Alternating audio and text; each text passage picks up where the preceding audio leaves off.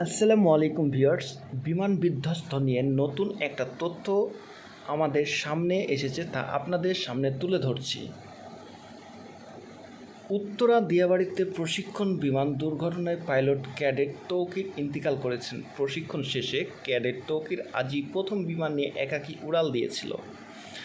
আজ ছিল flight lieutenant Tauqir solo flight training. Solo flight training হলো একজন পাইলটের ট্রেনিংয়ের সর্বশেষ ধাপ।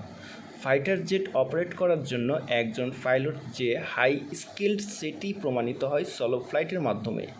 ট্রেনিং এর এক পর্যায়ে পাইলটকে নেভিগেটর বা কোনো প্রকার ইনস্ট্রাক্টর ব্যতীত একাই ফ্লাইট অপারেট করতে হয়। ফ্লাইট লেফটেন্যান্ট তৌকির আজ সেই রকমই একটি ট্রেনিং ফ্লাইট অপারেট করছিলেন।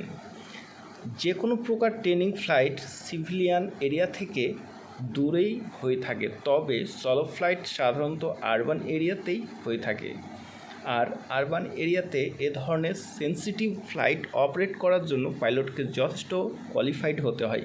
ফ্লাইট লেফটেন্যান্ট তৌকির তেমনই একজন পাইলট।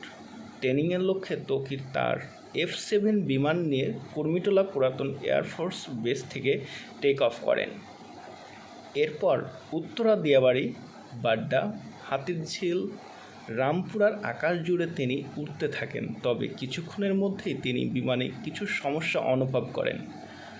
কন্ট্রোল রুমে রিপোর্ট করে জানান যে তার বিমান আকাশে ভাসছে না, মনে হচ্ছে বিমানের নিচের দিকে পড়ে যাচ্ছে।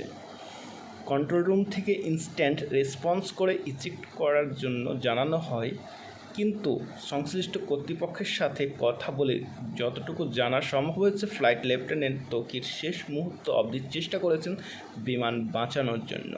তিনি বিমানটির সর্বোচ্চ ম্যাক স্পিড তুলে বেসের দিকে ছুটতে থাকেন। এর মধ্যেই কন্ট্রোল রুমের সাথে পাইলটের যোগাযোগ বিচ্ছিন্ন হয়ে যায়। তার ঠিক 1 থেকে 1.5 মিনিটের মধ্যেই বিমানটি নিয়ন্ত্রণ হারিয়ে উত্তরা মাইলস্টোন স্কুলে বিধ্বস্ত হয় এবং বিস্ফোরণ হয়। তবে বিমানের ঠিক কী ধরনের টেকনিক্যাল ফেলিওরের জন্য এই দুর্ঘটনা ঘটল তা পরবর্তীতে জানানো হবে। আমার সাথে থাকুন, সাপোর্ট করুন। ধন্যবাদ।